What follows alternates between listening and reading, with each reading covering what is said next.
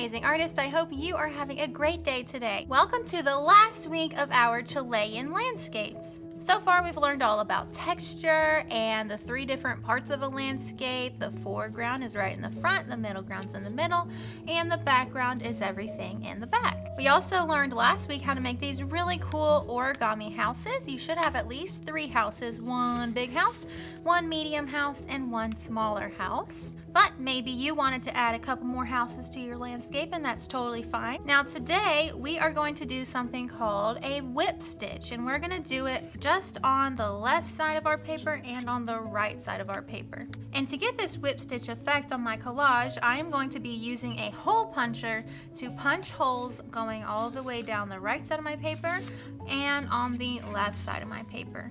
However, if you're at home and you do not have a hole puncher or yarn, because that's what we're going to do the whip stitch with, then you can just skip this step today. However, if you do have a hole puncher and some yarn, then you are ready to do your whip stitch. If you aren't able to do the whip stitch to your collage because you don't have a hole puncher or yarn, then at the end of the video I'm going to show you how to add a couple more details to our landscape using just a white oil pastel, a yellow oil pastel, and an orange oil pastel. If you don't have oil pastels, then you can just use crayons. If you are going to do the whip stitch today, you're also going to need a pair of scissors. That's all you're going to need. Let's go ahead and get started. So the first thing I'm going to do is I'm going to take my hole puncher and I'm going to start at the top right of my paper, and I am just going to start punching holes. We don't want them to be too far in the middle. We want these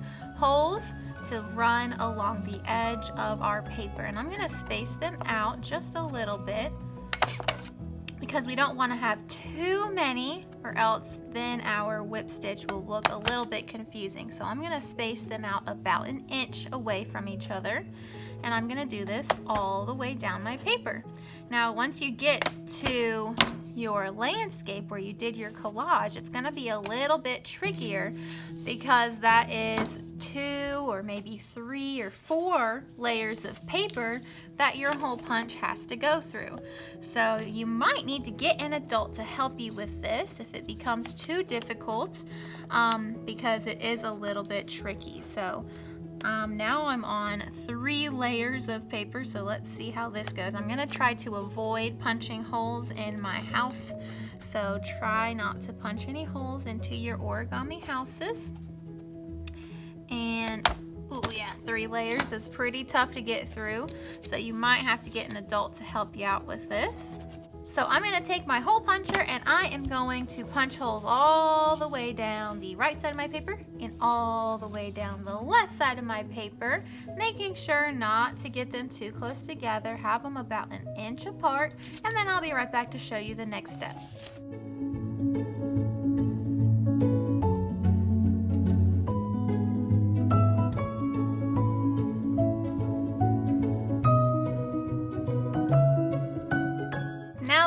Holes punched out of the left side of my paper and the right side, I am ready to start stitching.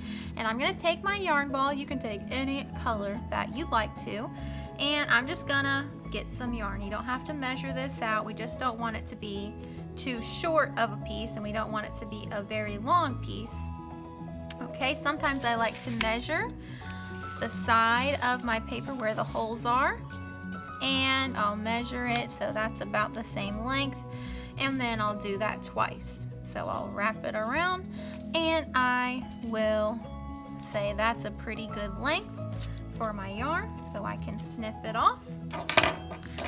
And I'm ready to start stitching. So what I'm going to do is I'm going to take one end of my yarn and I'm going to put it down here in the first hole. And I like to start on the right side, but you could start on the left side if you want to. But I'm going to start down here at the bottom on my very first circle down here. And I am just taking one end of my yarn and I am going to put it inside of that hole. And I'm going to feed it through, and then it'll start to come out on the back. So you can grab it from the back and pull it through. Don't pull it through all the way. Oops. I just pulled it through all the way. We don't want to do that, so I have to try again. Put it in the hole, pull it through, and you want to leave a little tail like this right here at the end. Then I'm going to hold my yarn and I'm going to flip it over. So now my yarn is on the back side. And what I'm going to do is I'm going to tie this short tail to this long tail. And I'm just going to do a simple double knot. So what I'm going to do is cross them over to make an X. And then I am going to put the shorter tail underneath, just like if you were making a knot or tying your shoes. I'm going to pull them together, and I want this to be very secure, so I'm going to do a double knot. So I'm going to do another knot on top of the first knot, and we don't want to pull it too hard because then we might rip our paper, but I do want to tighten it so that I know that knot is not going to come loose. Once I have the knot on the back side of my collage, I'm going to flip it back over, and we are done with that shorter tail now. We don't need it anymore. We are just working with this long piece of yarn. But now my yarn is attached to my collage. And what I'm going to do is I am going to take the end of my yarn and I'm going to put it into the next hole. And I'm going to grab it from the back side and pull through. See that? It's a diagonal line. That's what we want to see. Now I'm going to go to the next one. And I'm going to put my yarn through, and I'm going to pull it, not too tight, because if we pull it too tight, then our paper might start to rip. So you don't need to pull it very tight. You want it to be a little loose. And then I'm going to take the end of my yarn again and go to the next hole. Grab it from the back side and pull it through. Let's do it together one more time. Put it in the next hole. Grab it from the back and pull it through. And once we pull it through, we're not going to go back into the hole we just went in. We're going to jump up one and go to the very next one. Pull it through from the back and go to the next one. Put your yarn through, grab it from the back and pull it through. Not too tight, just enough.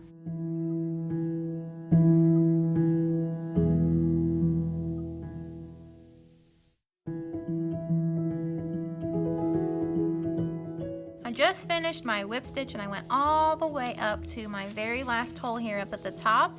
I put my yarn through it and I pulled through. Now we have this extra tail and we don't have anywhere else to go. So what I'm going to do is I'm going to flip my collage over and I'm going to tie this tail to our last whip stitch that we did up here at the top, this string right here. So what I'm going to do is I'm going to take my tail and I'm going to put it underneath that last stitch that we did. And I'm going to tie a knot. And I just zoomed you in a little bit so you could see better. What I did was I took my tail and I went underneath the last stitch that I did and I pulled it through. Now what I'm going to do is I'm going to take my tail and it's going to jump over this piece of yarn and it's going to jump over this piece and it's going to curl back around and it's going to go underneath the first one. Okay, so it's going underneath this first piece of yarn.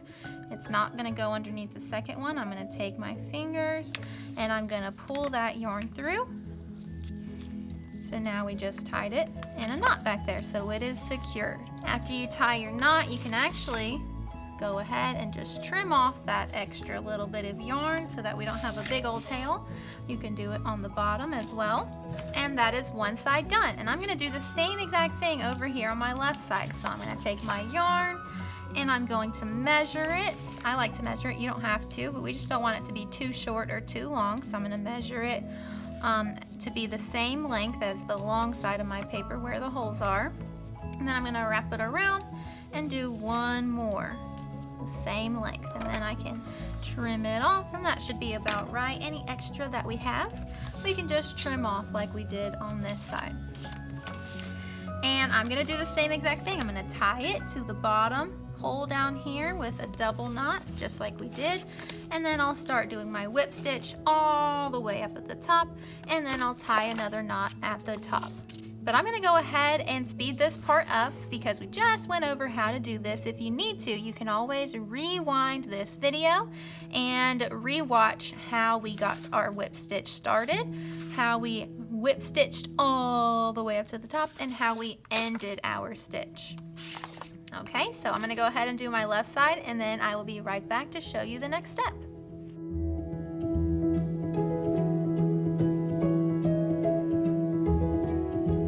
And I just finished both sides of my collage using that awesome whip stitch technique. Now, like I said at the beginning of this video, if you're at home and you don't have a hole puncher or yarn, then we still need to add some details up here in our sky. And that's where our oil pastels come in. So we can add some clouds up here, and I can just use some curvy lines with my oil pastel and color them in to add a little bit more detail up here at the top of our collage. You can do this with crayons, you could do this with markers, colored pencils, anything that you have at home. So I'm just doing a couple clouds here and there. Maybe you have some big clouds, some small clouds, or medium-sized clouds. And I want to also add a sun. So I'm going to use my yellow, and I'm going to, anywhere in my sky, you can draw it wherever you want to. I'm just going to draw a circle, color it in. And I want my sky to be kind of yellow and orange, so I can add some orange to the top of my yellow, layer those two colors on top of each other, and it makes a beautiful yellow-orange color. Maybe you want to add some birds in your sky or an airplane flying by. You can get really creative with what you put in your sky. I just want to keep it simple and do a few clouds and a beautiful sun. After you do your whip stitch, if you're able to, and add details to your sky, then you are done with your Chilean landscape. I hope you guys had a lot of fun learning all about the country Chile and learning about the 3 different parts of a landscape, how to make origami houses, and how to do a really cool whip stitch. I can't wait to see how your final Chilean landscapes turn out. I know they're going to be amazing because you guys are amazing. All right, I'll see you guys next time. Bye, guys.